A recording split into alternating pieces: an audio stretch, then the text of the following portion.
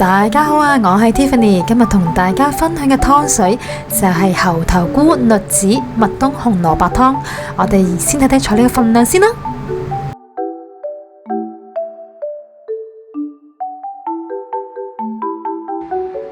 呢個就係猴頭菇啦。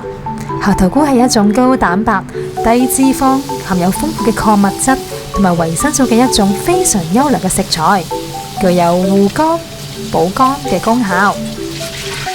猴頭菇亦係一種可以藥食兩用嘅菌種，有助消化、抗癌、治療神經衰弱同埋滋補等等嘅功效。猴頭菇洗乾淨之後，就加入清水浸佢30分鐘。咁呢個就係栗子啦。咁呢，可以喺街市買一啲已經去咗皮嘅栗子，咁就方便，就唔使自己返嚟再去皮啦。咁栗子呢，就要用清水去沖洗乾淨，之後就直接備用。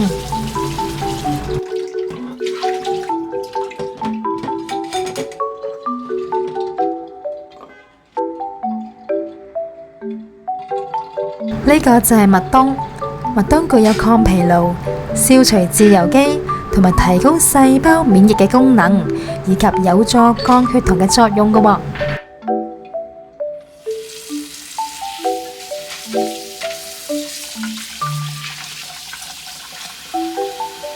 麥冬亦具有潤肺止咳、清熱潤燥嘅功效㗎喎。麥冬同埋麥棗，我哋洗乾淨之後就唔需要浸，直接備用就可以啦。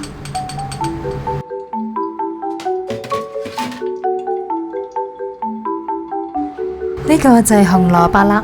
咁我通常煲湯呢，就一定會揀有泥噶啦。今次呢，我就買唔到大嘅，所以我就買咗2條細嘅。咁呢個呢，就係粟米啦。咁煲湯呢，一定要揀超甜粟，咁個湯呢就會清甜啲啦。咁呢個呢，就係瘦肉，咁我哋先洗乾淨，一陣間就會飛水。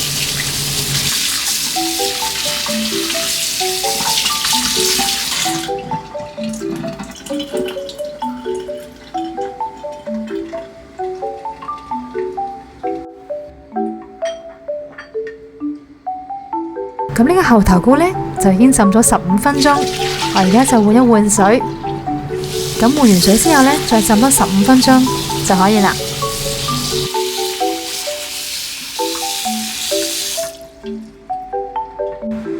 咁粟米呢，頭先就已經洗乾淨啦。咁而家呢，我就用刀呢個角位呢，將佢切件。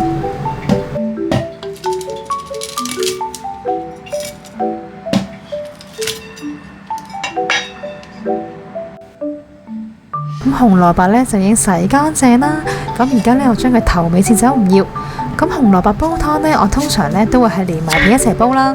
如果大家中意去皮都可以嘅，都係隨個人喜好啦。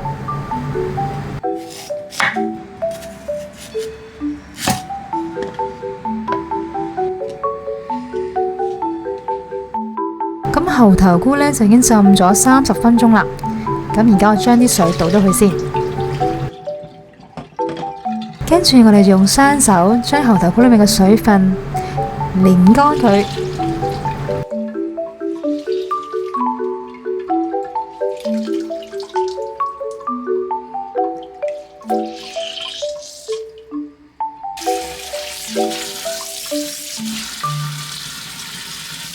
猴頭菇擰乾水分之後，再用清水去沖洗多一次。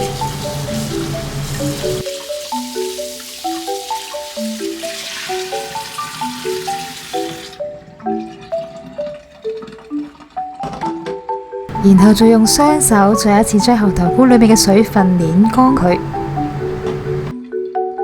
猴頭菇擰乾水分之後，再用手將猴頭菇撕開一塊塊。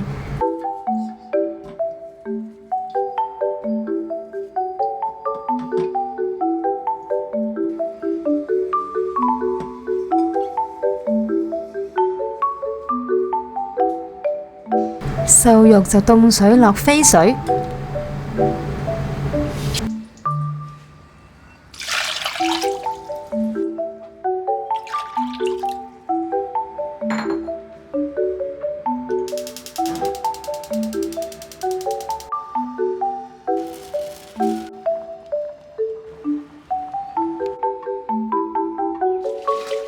瘦肉飛完水之後，再用清水沖洗乾淨，然後備用。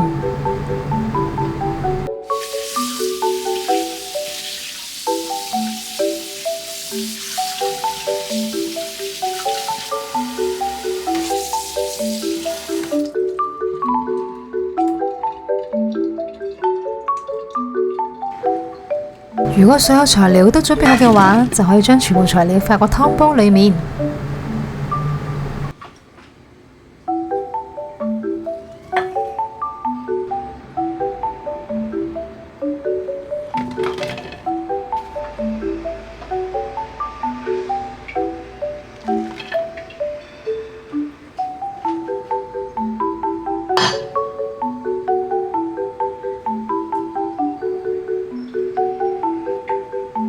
然後就加入清水，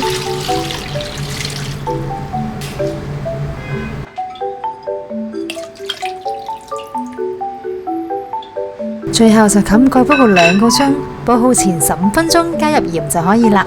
因為呢，我呢個電子湯煲啊，如果大家用明火去煲湯嘅話呢，就記得先用大火煲佢10分鐘，然後再轉小火煲個2個鐘就可以啦。